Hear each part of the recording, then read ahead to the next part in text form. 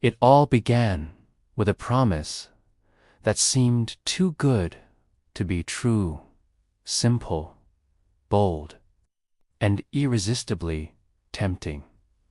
Give me $1,000 and I'll turn it into $1,500 in 2 weeks. No risk, just reward. That message echoed quietly through a suburban Ohio neighborhood, spreading not from a stranger, but from someone they all knew and trusted, a man named Daniel. In his early 30s, had the kind of demeanor that didn't raise suspicion. Clean-cut, charming, polite to a fault. Always dressed in a crisp button-down shirt with polished leather shoes. He wasn't the type to show off wealth. No gold watches, no flashy car. Just a steady smile, a calm voice, and a reputation built on familiarity. This was a man you'd ask to water your plants while you were away. Someone who helped coach Little League, who waved at neighbors during morning walks, who had gone to the same high school as most of the young adults in the community. No one could ever say when exactly the idea came to him. Perhaps it was born from desperation, or maybe a surge of ambition too big for his paycheck-to-paycheck life. He decided he'd had enough of barely getting by and devised a plan made him look like a financial genius. He tested the waters with his old friend Michael, keeping it low-key and confidential. "It's just a side project," Daniel said, lowering his voice. "Completely legal, just private. You give me $1,000, and in 14 days, I'll give you 1,500, guaranteed." Michael hesitated, eyebrows raised, but Daniel's steady gaze, his unblinking assurance, his calm tone, all of it worked. "If I don't pay, you don't pay. Simple." Exactly 2 weeks later, Michael received $1,500 in neatly stacked bills, sealed in a plain envelope. No delay, no drama. And just like that, the engine started. Michael told Sarah. Sarah told Chris. Chris whispered it to 2 friends. Within a month, over 20 people had invested their money with Daniel. Whenever someone asked where the money came from, Daniel brushed it off with a confident grin. Forex trades, crypto arbitrage, online flips, all legal, just under the radar. No one questioned further. The money kept coming. The promises were kept. But here's the truth: Daniel wasn't investing in anything at all. There were no trades, no flips, no portfolios. He simply used the money from newer investors to pay back the older ones. A textbook Ponzi scheme, disguised in backyard trust and Sunday smiles. And yet, no one saw it coming. By the 3rd month, the skeptics caved in. The returns were just too consistent. A retired couple poured in their $5,000 savings. A single mom scrounged together $2,000 from her side gigs. A hopeful young man named Eli, desperate to wipe away his student loan, took out a personal loan for $10,000, trusting that Daniel's system was the solution. Meanwhile, Daniel played his part to perfection. He moved into a slightly nicer apartment and traded in his old sedan for a newer model, but never too flashy. He knew how to stay under the radar. Every decision was calculated. Appear successful, but grounded. Be generous, but humble. He even began hosting weekend cookouts in his backyard, calling them investor appreciation parties, where kids laughed on the lawn and neighbors passed around lemonade and ribs. There was laughter, warmth, and a shared sense that something good was finally happening to them.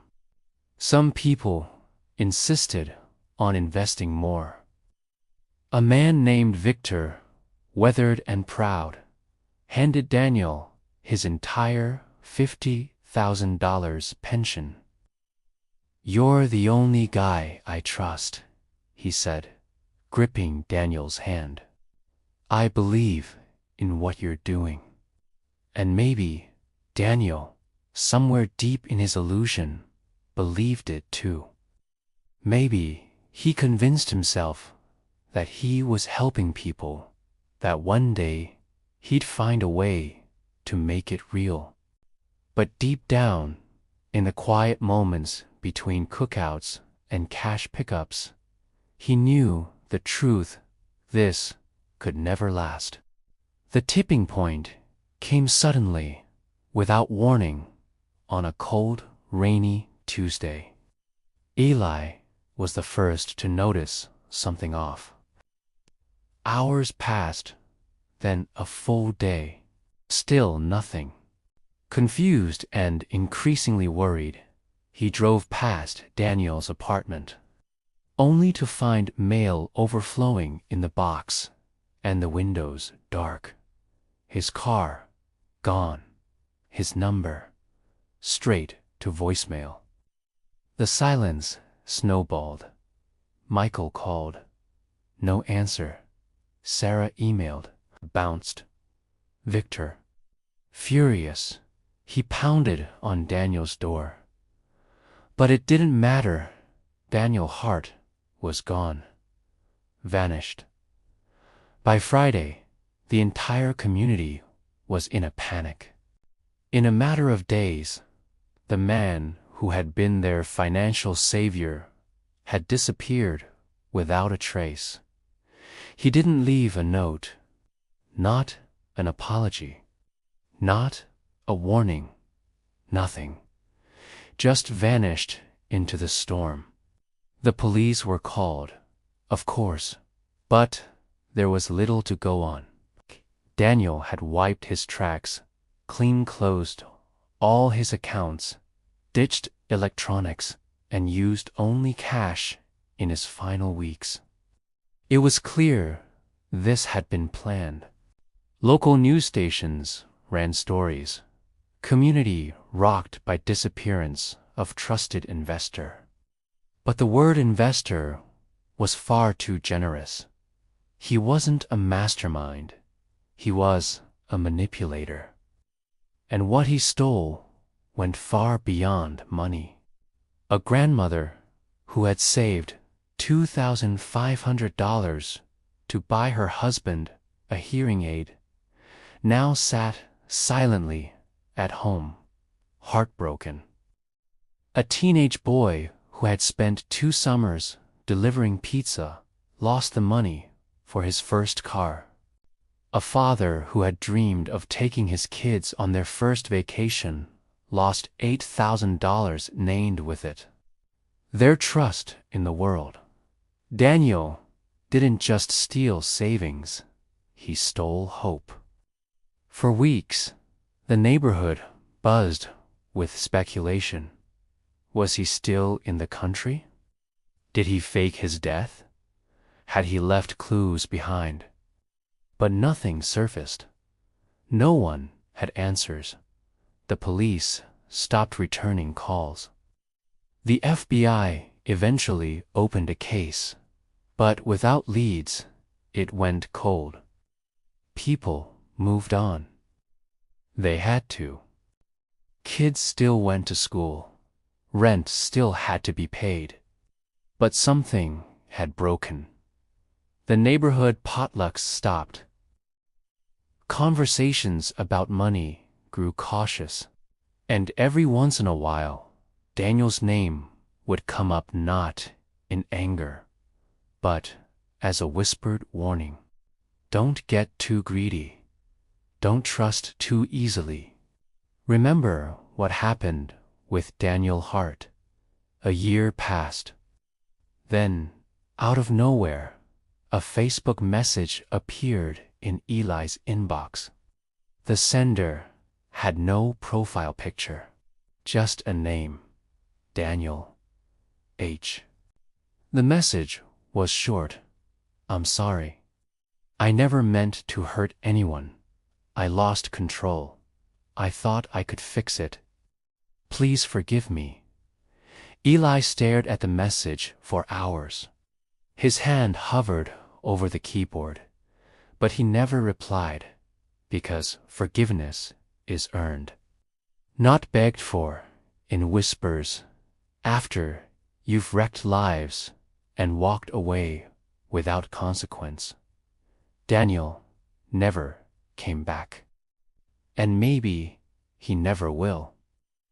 But the story remains etched into the memory of every person he touched. Because scams don't succeed because people are stupid. They succeed because people hope. They hope that maybe, just maybe, this time things will turn around. That someone out there has the secret, the answer, the miracle. And that's the tragedy Daniel left behind. Not just emptied bank accounts, but shattered belief. Yet, somewhere in that same neighborhood, someone's rebuilding. Someone's trusting again, investing again, dreaming again. Because no matter how cruel the past has been, hope always finds a way back.